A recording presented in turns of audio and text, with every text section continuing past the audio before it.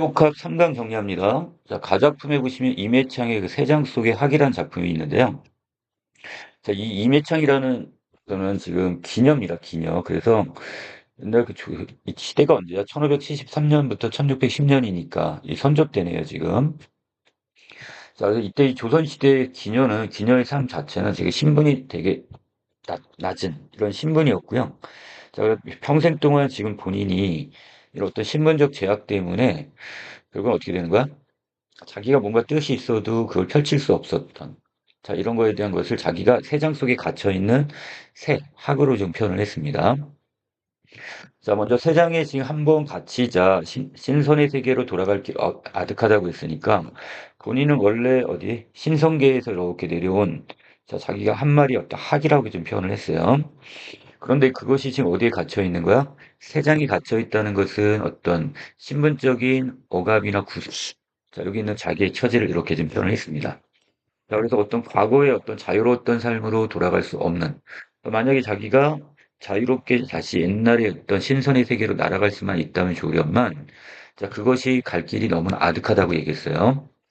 자, 곤륜산은 어디인가 바람이 높아라 그랬으니까, 자, 화자는 자기가 어디서 왔대? 이 곤륜산, 바로 옛날 신선이 살던 세계, 자, 학이었대요.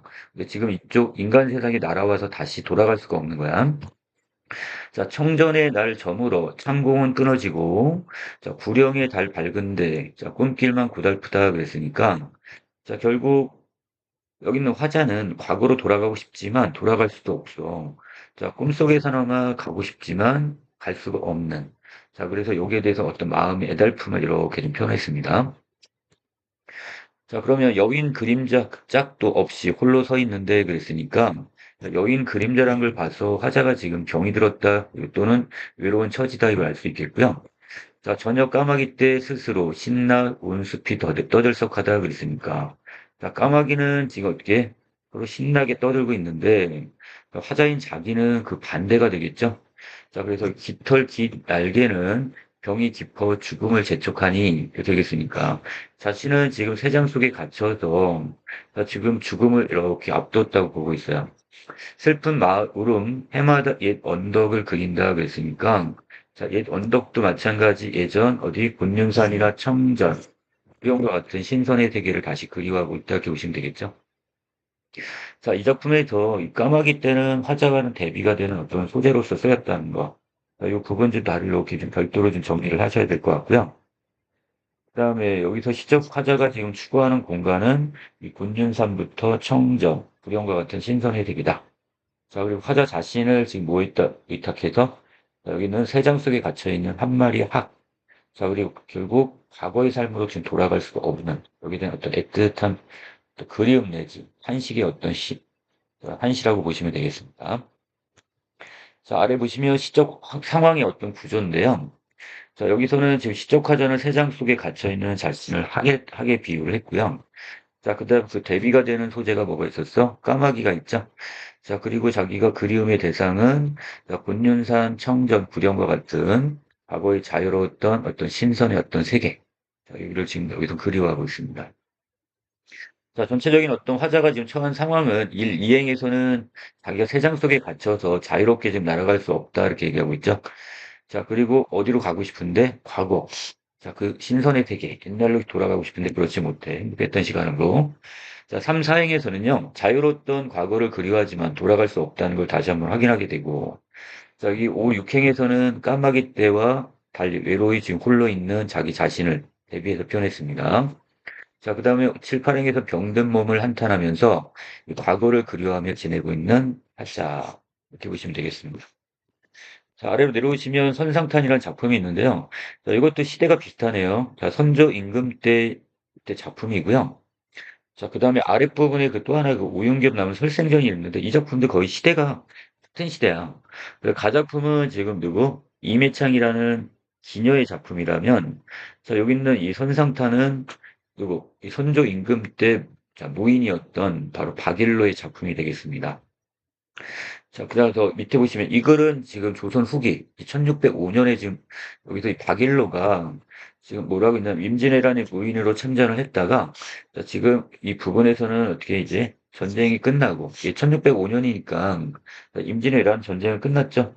자, 그리고 나서 이제 부산진의 이제 통주사. 이 통주사는 지금으로 따지면 그 해안 경비 소대장 정도로 보시면 돼요.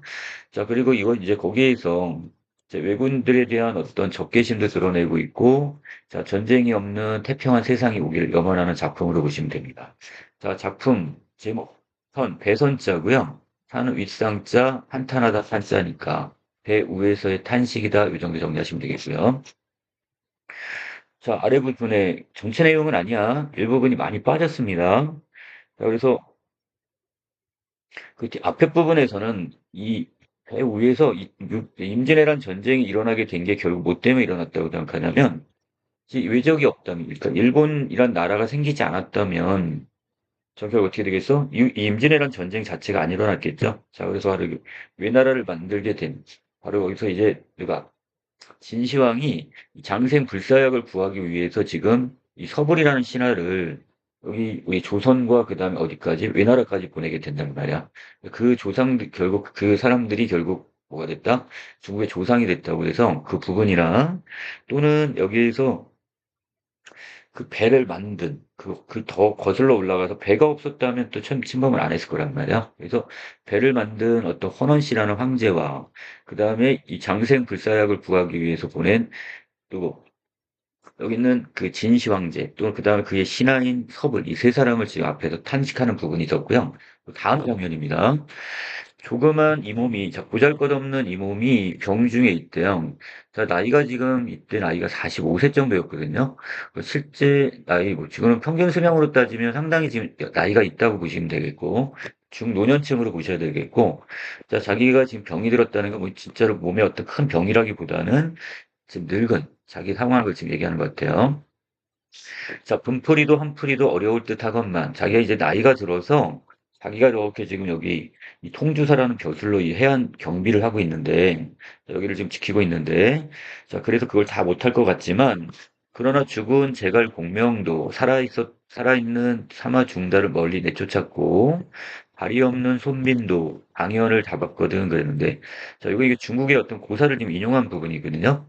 이제 우리가 삼국지 연의 보면 이제 여기 있는 제갈공명이 자기가 죽으면서 이제 자기가 죽자마자 이 사마중달이라는 인물이 군사를 이끌고 자기가 쳐들어올 거를 지금 미리 앞날을 내다보고 미리 어떻게 자기의 어떤 형상, 이 헛수아비를 만들어서 언덕에다 세워놓게요.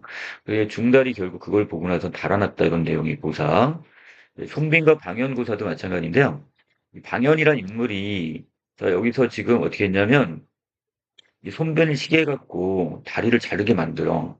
자, 그리고 나는데 나중에 손빈이 그걸 알고 나서 겉으로는 되게 지금 어떻게 자기 친구처럼 절친처럼 이렇게 행동을 했는데 나중에 알고 봤더니 자기가 이렇게 지금 다리가 잘렸던 것이 바로 이 방연이란 놈이 자기를 그렇게 모함을 했구나. 이걸 나중에 알게 되고는 방연을 이제 죽입니다. 그래서 그 부분까지. 그래서 여기 보시면 이 죽은 제갈 공명도 살아있는 하마 중달을 멀리 내쫓았고 자, 발이 없는 손빈도 방연이란 인물을 결국 잡아서 결국 죽음에 이르게 했는데 나는 지금 어떻게 비록 늙었지만 몸에 있어 팔다리를 다 갖추고 있단 말이야.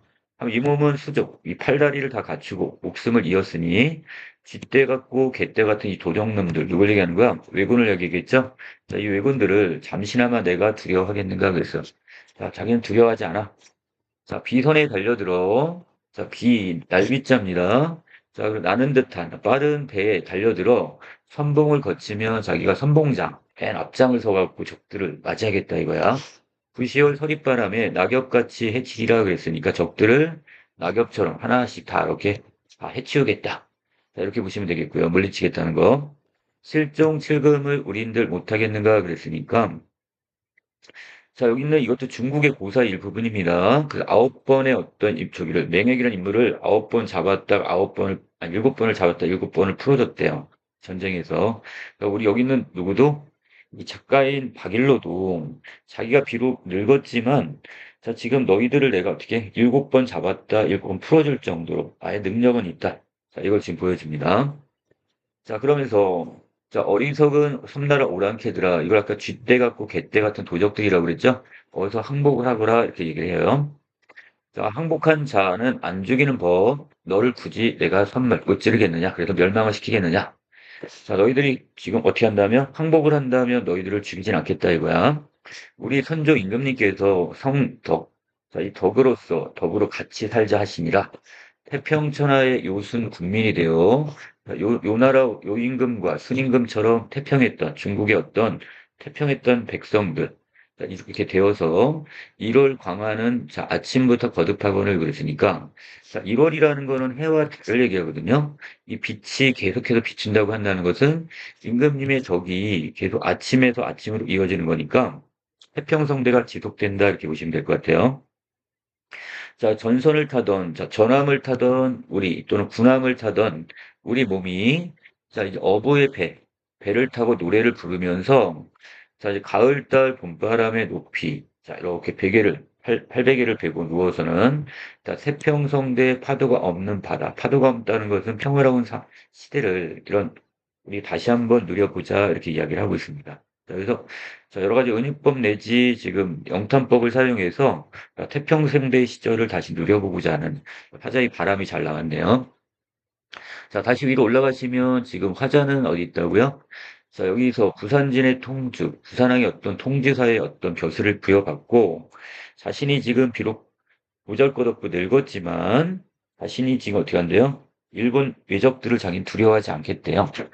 자, 그리고 자기가 제갈공명처럼 선빈처럼 자, 결국 어떻게 적들을 두려워하지 않다고 이야기하면서 자, 자기가 지금 아랫부분에 오랑캐들에게 지금 항복을 하고 지금 권유를 합니다. 그러지만 죽이거나 섬멸하지 않겠다고 얘기해요. 자, 그리고 마지막 부분에서 우리 선조 임금님이 함께 살자고 우리가 태평한 세대를 지금 원하신데 자, 그래서 우리가 옛날 중국의 요임금과 순임금처럼 태평한 어떤 시절에 백성이 되어서 태평성대를 누리자. 자, 그래서 지금은 우리가 이렇게 전선을 타고 있지만 자, 이 군함을 이제 이것을 뭐로 바꿔서 어부들의 어떤 이제 배를 타고 노래를 부르면서 자, 그래서 어떻게 태평한 세상을 우리가 누려보자 이렇게 제안을 하고 있습니다. 자, 아랫부분에 넘어오시면 자, 표현상의 특징이에요. 자, 중국의 고사가 지금 인용된 부분이 보이죠? 이게 죽은 제갈공명 부분, 그리고 아랫부분에 손빈과 방연의 어떤 고사들. 자, 자기도 자, 왜구들을 이렇게 무찌를 수 있다고 다짐을 하고 있고요. 아랫부분에 1월 광하는 자, 아침마다 자, 계속 거듭된다. 파도가 없이 잔잔한 바다라는 것은 자, 바로 임금의 성덕이 온 세상을 베풀어주는 자, 바로 그런 태평한 성대를 뜻합니다.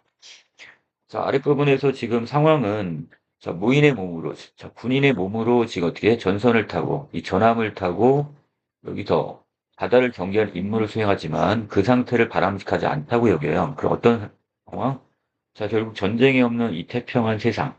자, 그리고 그 태평성대의 백성으로 살고 싶다는 소망을 이렇게 내비치고 있습니다. 자, 마지막 작품이 지금 오윤경과 설생의 재회 이렇게 나왔는데, 자, 여러분, 이 수능특강 교재에서는 이것을 이 청구 야담이라는 이 야담집에 지금 실려 있기 때문에, 자, 이것을 야담으로 봅니다. 야담이라는 것은 우리가 한간에 떠도는, 자, 이런 어떤 이야기를 모아 적어 놓은 것을 우리가 야담이라고 하거든요. 자, 여기에 비해서 이것을 설생전이라고 해서 이 오도일의 문집에서 이렇게 실려 있다고 보고, 바로 이 오도일은 누구냐면 이 오윤겸의 지금 손자야. 손자인 오도일이가 자신의 할아버지와 그 다음에 그의 할아버지의 친구의 이야기를 이렇게 전해주는 듯한 고전 소설의 어떤 성격으로 보여지기도 합니다. 자, 여기서는 일단 야담의 형태를 보시면 될 것 같고요. 그리고 설생전이라고 본다면 이것을 고전 소설로 봐서 오도일의 작품으로 보기도 하고 아니면 그냥 작자 미상의 야담으로 보기도 합니다. 자, 아래 보시면 지금 주제가요. 기강이 무너진 정치 현실. 이 작품도 아까 얘기했던 바로 이제 선조 임금이 죽고 그 다음 임금이 누구야? 광해군이 이렇게 이제 등극을 하게 되는데 자, 근데 이 광해군은 결국 뭐야? 정통이 아니야. 적통이 아니라 후궁의 아들이란 말이죠. 자, 그런데 거기 어린 바로 영창대군이 늘 신경이 쓰일 수밖에 없죠. 그래서 대북파와 이 남인 이렇게 이제 어떤 이것 때문에 나눠가지고 이제 정치적으로 이제 어떤 당쟁이 이제 휩싸이게 되고, 자, 그 상황에서 결국 누가, 자, 여기 있는 이 광해군은 결국 개축 옥사를 일으켜가지고, 자, 결국 임목대비를 폐위시키고, 그 다음 영창대군은 결국 죽음에 이르게 합니다. 자, 그리고 그 상황에서 여기 있는 누가? 이 설생이란 인물은 자, 이런 정치 현실에 대해 환멸을 느끼게 되고 자, 자연 속에 이렇게 은거하는 삶을 선택하게 돼요. 바로 이걸 배경으로 했습니다. 자, 우리가 지금 개축 옥사와 관련된 그 우리 작품들이 상당히 수가 이번에 이거 수능 특강에 실려 있어요. 자, 그래서 그 전체적인 배경을 좀 꼭 기억을 해 놓으세요. 이 광해군과 개축 옥사, 그다음 인목대비의 폐위, 그다음에 영창대군의 어떤 죽음을 같이 연결해 가지고 이걸 미리 정리를 해 놓으시면 이제 거기서 파생된 여러 작품들이 있죠. 자, 이 사람들이 왜 지금 여기서 지금 벼슬을 그만두고 지금 자연 속으로 들어가게 되었는지 또는 유배를 가게 되었는지 자, 이런 내용들을 지금 정리를 할 수 있을 겁니다.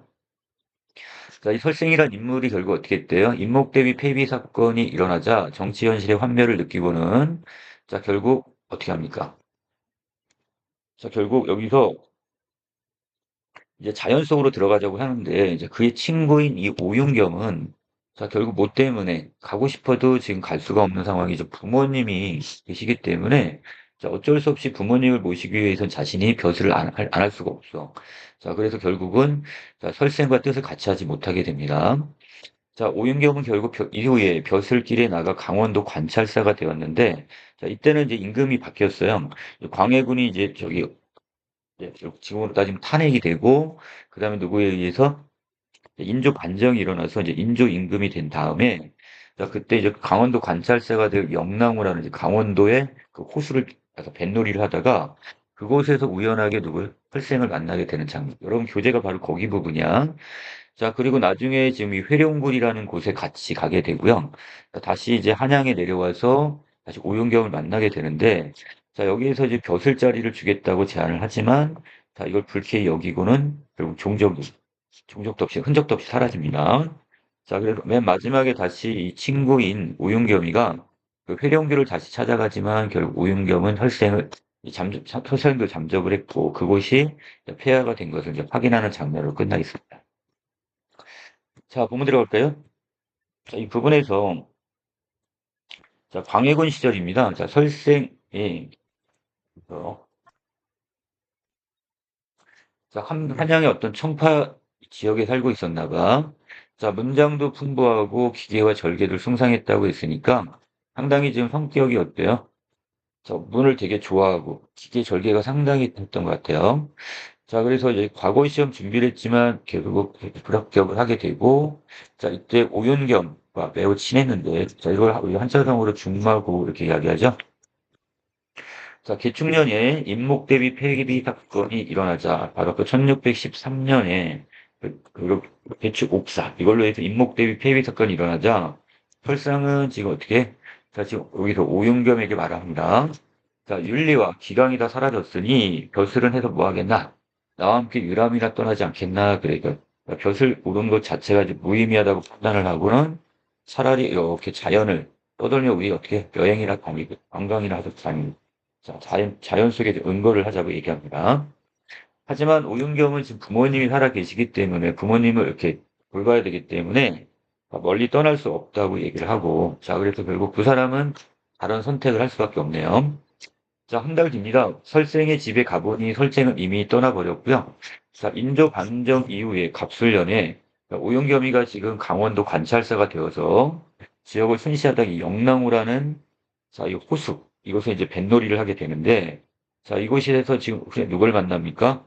자, 구름 사이로 오는 배를 저으는 사람을 만나게 되는데, 자, 이 사람이 바로 설생, 자, 바로 여기 제외의 공간이 되겠네요. 자, 우연하게도 지금 이곳에서 뱃놀이를 하는 그 시간에 설생을 여기서 만나게 되네요.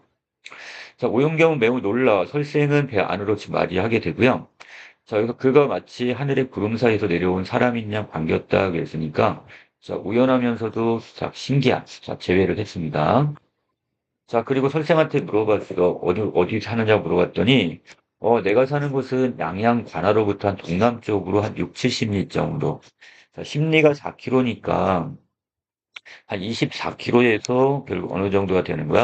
한 28km 정도. 자, 이 동남쪽으로 가다 보면 그 회룡굴이라는 곳이 있대, 공간이. 자, 이곳에서 자, 그곳에 살고 있다고 이야기를 합니다. 자, 이곳은 좀 이따 보시면 여기 직접 가보겠지만 이곳은 결천지야, 지금 이상향 또는 탈석의 공간으로 보시면 되겠고요. 자, 그래서 누가 여기 있는 설생이 자, 이거 제안을 하죠.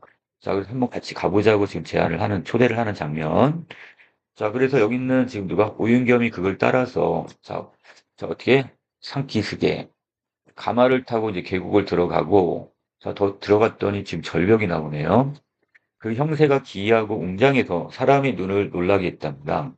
자, 그리고 거기 성문처럼 갈라져 있고 좌우로 맑은 시냇물이 쏟아져 나오는데 그 성문 옆이 바로 해룡굴, 바로 여기 찾아가는 공간이 되는데 자, 전체적으로 분위기가 어떻습니까? 자, 뭔가는 속세와는 단절된 이런 분위기를 좀 연출하고 있죠. 자, 그리고 불길은 남떨어지를 오른쪽으로 돌며 올라가고 있는데 자, 여기서 굴곡이 심하고 가팔랐답니다. 또 칡넝쿨과 그 다음에 나뭇가지가 부여잡고 간신히 불 안으로 들어가게 됩니다. 자, 그곳에 들어갔더니 자, 별천지 또 탈속의 구간이 나오네요.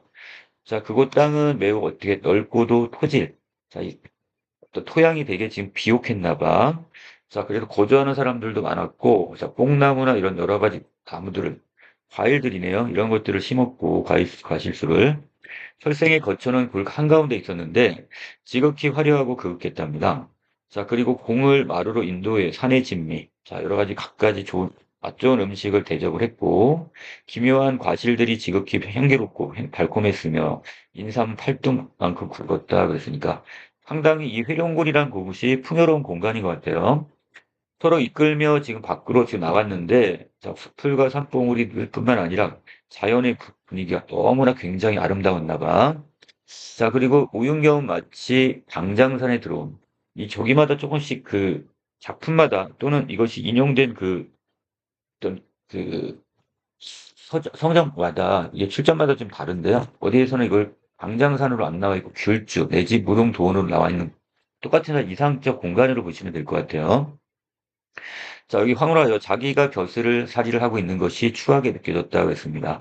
자, 자기는 어쩔 수 없이 부모님 때문에 지금 벼슬살이를 했지만, 자, 누구의 이 설생의 삶을 보니 자신의 삶이 너무 지금 부끄러운 거예요, 지금. 그리고, 자, 이렇게 지금 어떻게 욕심 없이, 자, 이렇게 지금 유유자적하며 살고 있는 이 설생의 삶이 한편으로 부러웠겠죠. 자, 그래서 자신의 삶에 대해 벼슬살이를 하고 있는 자신의 삶에 대해 회의, 자, 후회감을 느꼈다, 이렇게 보시면 되겠습니다. 자, 오윤겸이 설생에게 말합니다. 자, 산수가 맑고 깨끗해서 정말 마땅히 은자. 자, 은자라는 것은 자연 속에 이렇게 묻혀 지내는 사람을 우리가 은자라고 그래요. 자, 이런 사람이 지낼 만하네, 그래요. 자, 그러면서 어떻게 이런 것들을, 이 풍족한 이런 것들을 여기 마련했냐고 물어봤고요. 자, 설상은 이렇게 얘기합니다. 내가 일찍이 왕래를 하면서 논의는 내가 이것만이 아니고, 자, 내가 속세에서 이렇게 내가 벗어난 다음에 내가 여기저기 지금 유람을 다녔나 봐. 자, 그래서 지금 서쪽으로는 속리산, 자, 북쪽에는 묘양산, 자, 이게 금강산을 얘기합니다. 가야산이 남쪽에 있고, 이 지리산. 자, 승계라는 곳은요, 이 아름다운 경치가 있는 곳을 얘기합니다. 두루두루 다 다녔다. 그래서 무릇 동방의 산천 가운데 특별히 절경으로, 자, 이 아름다운 어떤 이 경치가 있는 곳으로 알려진 곳은 거의 다 가봤는데, 자, 그런 곳마다 가서 어떻게 했대요? 자, 숲을 베어서 거기다가 집을 짓고는 황무지를 개간해서 농사를 짓고 살았답니다. 자, 그리고 살다가 또 흥이 닿으면 다른 곳을 또 옮겨가고.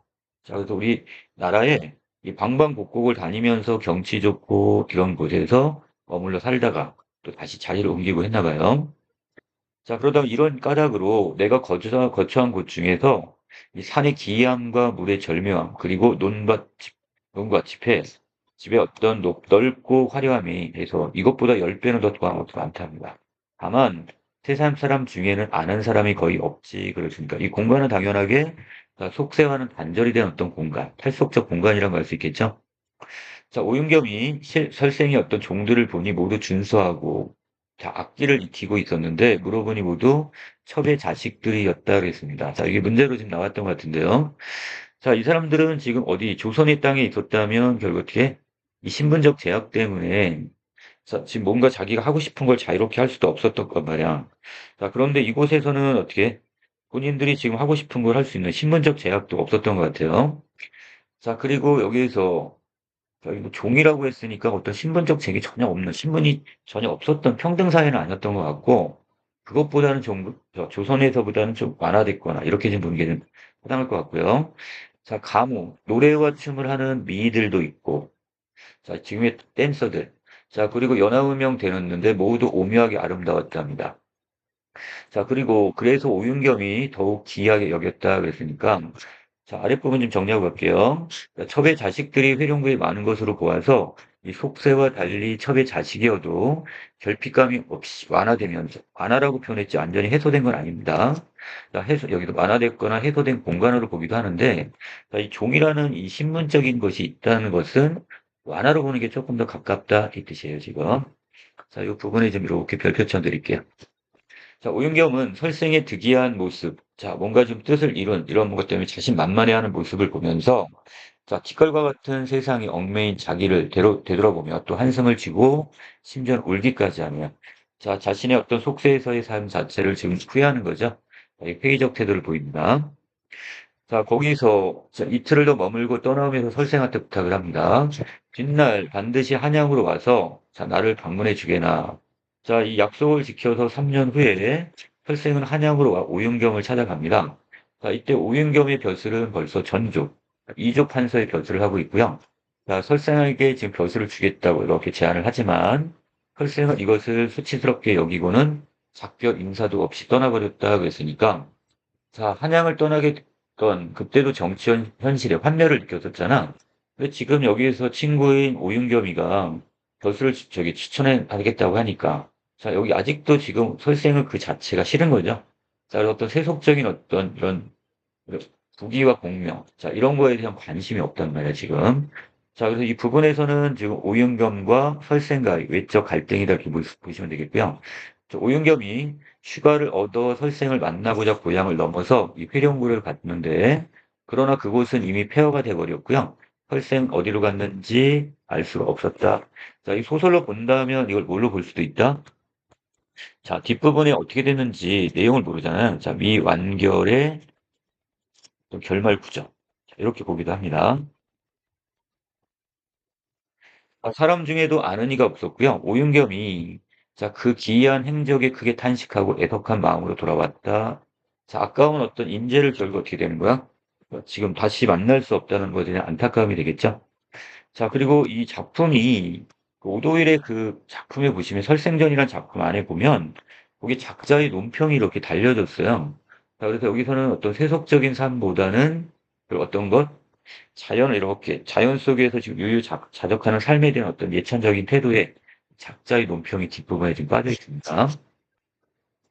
자, 아랫부분에서 오윤겸이 별천지 같은 활용구에서 한숨을 쉬고 흐느꼈던 까닭은 자, 자신이 은거, 여기는 이 누구처럼 설생처럼 은거를 선택하지 못한 데 대한 어떤 회한, 후회감 이렇게 보시면 되겠고요.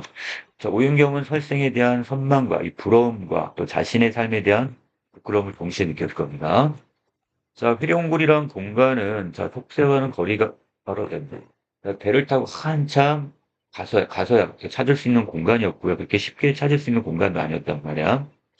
자, 그리고 이곳에서는 자, 현실 속에서 차별을 받던 이 첩의 자식이나 이런 사람들이 자, 어느 정도 이 결핍감을 지금 해소할 수 있는. 자, 그래서 자, 회룡굴에서는 차별로 인한 어떤 결핍감이 속세에서보다 완화되어 있음을 암시하는 자, 이런 내용이 되기도 하겠습니다. 자, 여기까지 지금 내용 정리 마칠게요.